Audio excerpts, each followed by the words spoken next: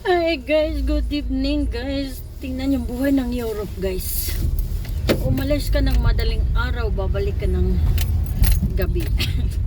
Pero guys, ang oras guys, alas 5 pa.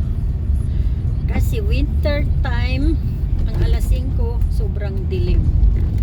Ang auto ko, wala pang ilaw, ang isang ilaw, walang isang ilaw. Ang isang mata, walang ilaw. So, ay nako, lumig guys, sobrang lamig. Tapos ganito ang dilim na alas 5 dati guys. Pag summer, ang alas 5 nila napakaliwanag. Tapos ngayon ang alas 5 pag winter, ang dilim. Ay nako, hirap mag-drive. Tapos ito pang auto ko, wala pang ano. Isa lang ang ilaw. Sige guys, samahan nyo ako guys. Ipapakita ko lang ang aking routine. Ganito kung saan ako dumadaan guys. Araw-araw, ganito ang daan natin. Tapos ano naman yung dito. Ayan, may bagong parking dito. Ginawa na sa gilid. Pwede na mag-parking ang mga auto.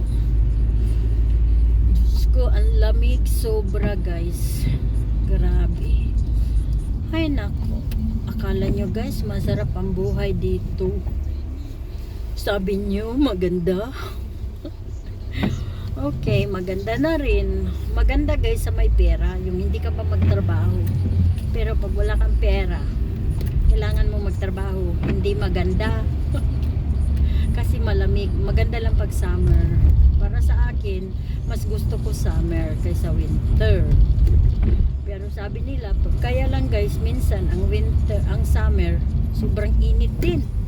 Kaya wala na rin tayo papupuntahan.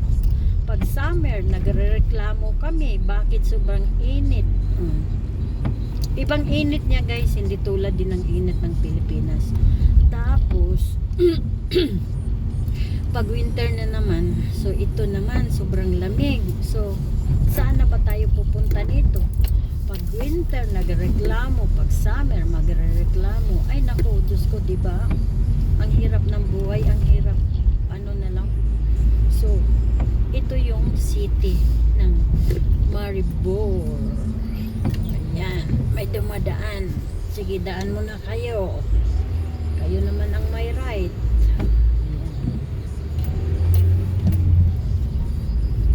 Dito kami dumadaan. Dito ako guys, daan ako dito araw-araw. Pag uwi guys, dito ako dumadaan. Pero pag ano, sa umaga iba rin dinadaanan ko. So ngayon wala pa silang magandang ilaw. Kasi wala pang December.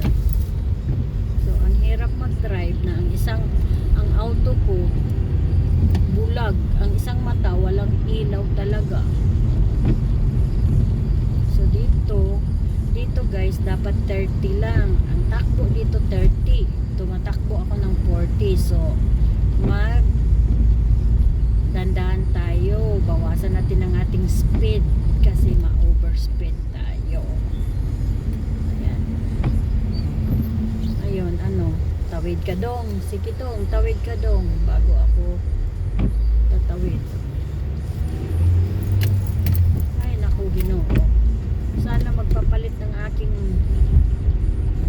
ilaw. Ang hirap, walang ilaw ang aking car. Hindi ko kasi namalayan guys na wala na palang ilaw ang isang mata ng aking auto. So okay guys, ganito ang buhay namin dito guys. Thank you sa pagpakinig ng aking mensahe na hindi ganun kadali ang buhay dito. Kasi nandito nilalakbay namin nilalakbay ang lamig. Ayan na guys. Ayun, umaalis ako guys ng bahay is 4:15 4:15 or 4:20.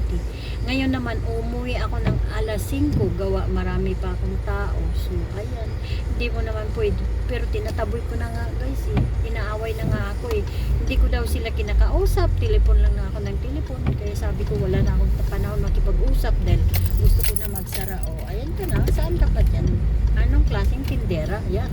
Anong klaseng bartender? Bartender ako guys. Hindi ako tindera. Charot, pareho lang yan. Taga-tinda lang ako dito guys. Kaya wag kayong malito ha. Ayan. Kaya, eto, alas 5 na. Sobrang dilim. Magmamadali man ako. Ganun na rin. Madilim pa rin. So, ako yung tamad mag-drive ng gabi guys. Hindi mo kasi ako magpapadrive pag gabi na. Ayaw ko kasi mag-drive eh. Ay, nako. Okay guys. Kaya, minsan, hindi ganun. Sabi nila, masarap, maganda. Hindi naman. Kasi, magtatrabaho. Kahit ano pa, yung mga milyonaryo din, mga mayaman, makapag-asawa ng mayaman, may kumpanya ang asawa, magtrabaho pa rin. Oh. Kasi kailangan natin ang Pilipinas. Kasi guys, hindi naman tayo hindi ka naman pwede bigyan ka lang ng bigyan ng pera ng asawa mo, hindi ka magtrabaho. Yun. Kaya ganun yun ha. Pag kayo ay mag-aasawa, hindi nyo sabihin na ano. Yung iba dyan, hindi sinasabi ang totoo. Kung ano ang buhay. Tinatago. Dahil minsan kasi, mas maganda pang buhay mo sa Pilipinas kaya i-compare mo nandito. Tapos nandito ka kasi masarap, maganda daw buhay. Ay naku, hindi totoo yun. Kung pwede lang nga. Di babalik. Babalik na lang. Ay naku guys, maganda lang, ang nakakaganda lang kasi dito. So hindi man sa pag-ano, lahat naman tayo magkasakit. Yun lang, wala ka nang bayaran daw sa insure kasi may insure. Ang Pilipinas kasi guys, pag wala ka talaga ng pera, wala, tigok ka. O ganun.